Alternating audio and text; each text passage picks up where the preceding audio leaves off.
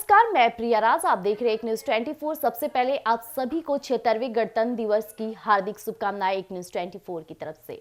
हमारे सभी दर्शकों को आज सैन्य शक्ति और कहा जाए शहीदों को याद करने वाला ये दिन हर किसी की आंखों में नमी ला देता है।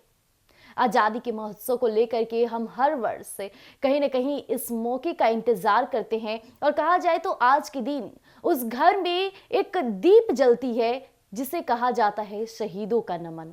जी हां, आपको बता दें इस बार का गणतंत्र दिवस का थीम स्वर्णिम भारत और विरासत और विकास रखी गई है।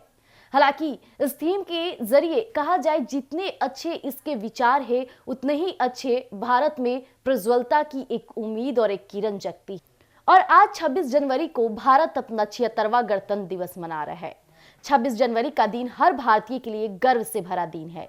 26 जनवरी 1950 को हमारे देश का संविधान लागू किया गया था, यानी इसी दिन भारत ने अपने संविधान को अपनाया था।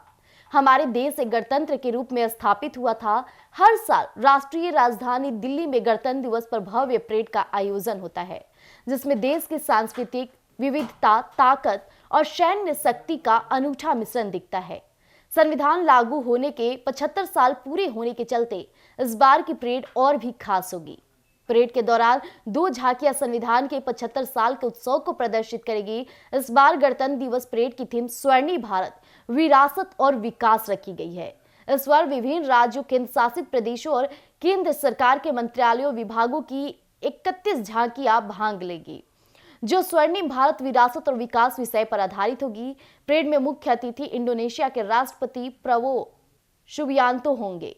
इस बीच आपको बता दें, गणतंत्र दिवस मनाने के लिए स्कूलों में कई प्रतियोगिताएं होती हैं, जैसे लेख, भाषण, निबंध, ड्राइंग, पोस्टर मेकिंग वगैरह। अगर आप इस भी तरह की प्रतियोगिता में हिस्सा ले रहे हैं तो जिस तरह से आप इस त्योहार को जितना हो सके उतना आजादी के साथ और एक अच्छे सोच के साथ मनाइए। हालांकि जिस तरह से गणतंत्र दिवस के त्योहारों को छोटे बच्चे से लेकर के हर एक भारतीय के मन में जो प्रेम, उत्साह और कहा जाए विकसित और अपने शहीदों के नमन की एक भावना प्रतीत होती है, वो कहीं ना कहीं हमारे देश में एक अच्छी प्रज्वलता को दिखाता है। 21 तोपों की सलामी राष्ट्रपति के द्वारा दी जाती है। हमारे तिरंगे का महत्व हमारे जीवन में भी उतना ही है जितना कि हमारे बॉर्डर पर लड़ रहे सिपाहियों के लिए होता है। अपमानजनक बातें न करना हमारे संविधान की एक प्रारूप है और यही भारत की विकास की एक नई प्रज्वलता है, जो कहीं ना कहीं तमाम लोगों के विचारों पर और भारत को एक अच्छे पौधान पर बैठाने का कार्य करता है।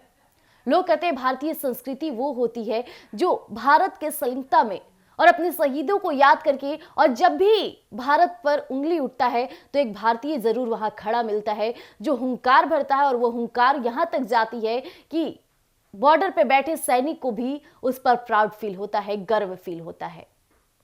आज के गणतंत्र दिवस के मौके पर बिहार की राजधानी पटना के गांधी मैदान में काफी जोरों शोरों से लोगों का आना जाना सुबह से ही लगा हुआ है। इस बीच देखा जाए तो काफी डिसिप्लिन मेंटेन किया गया है, जिसमें सिक्योरिटी से लेकर एडमिनिस्ट्रेशन से लेकर हर कोई तैनात है, चाहे वो आम नागरिक के लिए व्यवस्था हो या फिर बड़े राजनीतिज्ञ आय के लिए ही क्यों ना हो।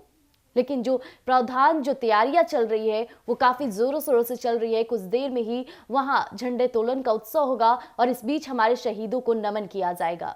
तो आप भी गणतंत्र दिवस के मौके पर इस त्योहार को मनाइएगा और आजादी के इस विचार को आप अपने मन में, अपने भावनाओं में भी इसी विचार के साथ, धारा प्रवाह के साथ बने रहिएगा।